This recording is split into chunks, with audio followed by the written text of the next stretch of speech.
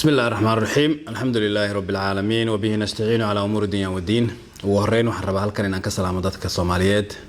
إن دعوانية أما إن دقيسانية سلام كدب وحرب إن لو ذاقو وربحون قوابا أو كصابسا أما كذا لا تيجي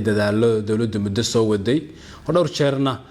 أنا فرصته هلا دتك إن الله هذا لنا أنا أشياء جنيدة دالة السعودة يو حولها قضية ذاك السعودة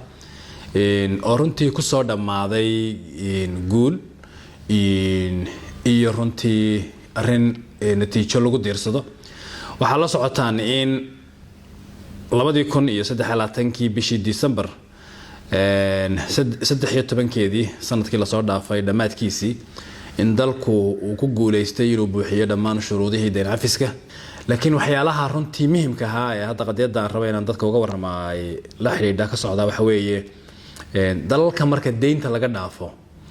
ee culayska deymeed ee saaran uu hoos u dhaco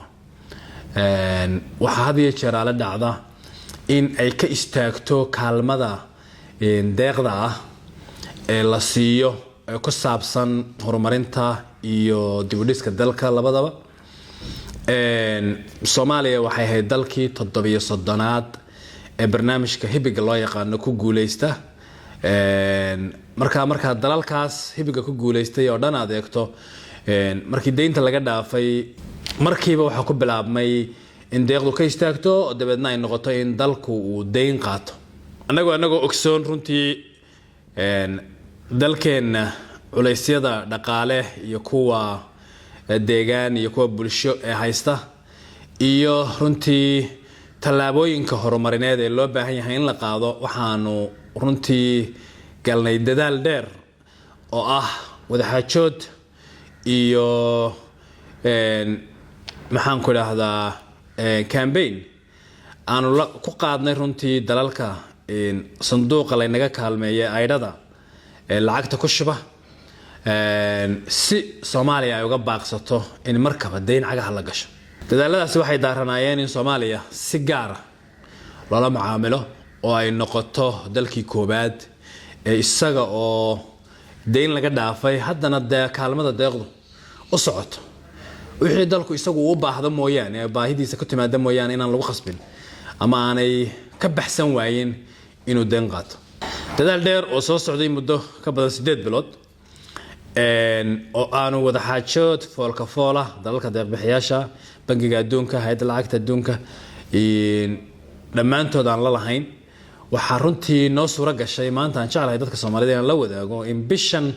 hadda aan ku jirno oo sanadka dabayaaqadaysii aynu ku jirno 2024 inay noo suura gashay in bangiga adduunka iyo dalalka deeq bixiyaasha ama kaalmada bixiya ayrada ku shuba ay ogolaadeen oo ansixiyeen in Soomaaliya 3 sano ee soo socota wixii kaalmo ah ee ay ka hesho bangiga adduunku ay noqoto deeq oo aan deyn noqonin taa macnaheedu waa maxay taa macnaheedu waxa weeye Soomaaliya waxay furtay irid cusub oo dunida oo dhan u furtay waxaad ogtahay dalalka runtii Afrikada ku yaala ama dhaca xariiqda ka hooseysa saxaraha qaybta Afrika ama sub-Sahara African countries loo yaqaan culaysyo deymeed ayaa runtii aad iyo aad u saaran oo culayska ugu weyn haysta waa culays deymeed waxa kale oo dib ku haya runtii isbedelka cimilada iyo heerka horumarka halka ay ka taagayeen aad u hooseysa Soomaaliya runtii ay qayb ka tahay dalalkaas dhammaantood waxay u hirdamayeen oo ku loolamayeen sidii bangiga adduunka iyo horumarinta ay dunida uga helaan ay u noqon lahayd mid deymo fudfududa ka waxa resource-ka yar ama kheyraadka yar ee dunida yaala kaalmada noocan loogu talagalay waa mid loo tartamo oo shuruudaha lagu helayo iyo waxa laga helayaaba ay noqdaan wax runtii fudud oo dalku qaadi karo baa lagu tartamaa marka tartankaas aanu qayb ka ahayn anagu deyn fudud maanaan dalbanay waxaanu dalbanay runtii inaanay deynba noqonin deeq noqoto si aanay dalka culays u saaran maadaama hadda deyn laga dhaafay marka iridaa cusub aan furnay dalal badan oo kale ayaa mustaqbalka u horseedi doonta inay iyaguna ka faa'iideystaan marka Soomaaliya runtii waxa ay guul weyn ka soo hoysay wada xaajoodkaas caalamiga ah dunida aynu la lahayn waxayna noqotay dalkii koobaad ee wadadaas fura runtii taas iskama imanin waxay ku timi runtii qanaacad ay dunidu ina kaalmaysa ku qanacsan tahay in horumar weyn sameynayna dhanka maaliyadda in reformski iyo isbedelkii la rabay ee dhanka shaqada iyo dhanka siyaasadda iyo dhanka maamulka ee maaliyadda iyo dhaqaalaha dalku uu meel saxan oo togan u socdo qanaacadaas ay runtii ku timi haddii aanad laga arkahayn inaad horumar sameynayso oo isbedel sameynayso ay ka go'an tahay isbedelkaasi runtii cid wax bilaash ku siinaysa ma jirto marka taas ay ahaan soo kordhinaysa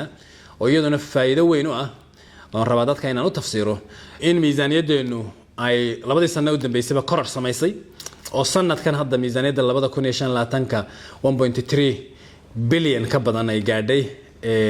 ama 1 billion 3 dhibic ka badan ay gaadhay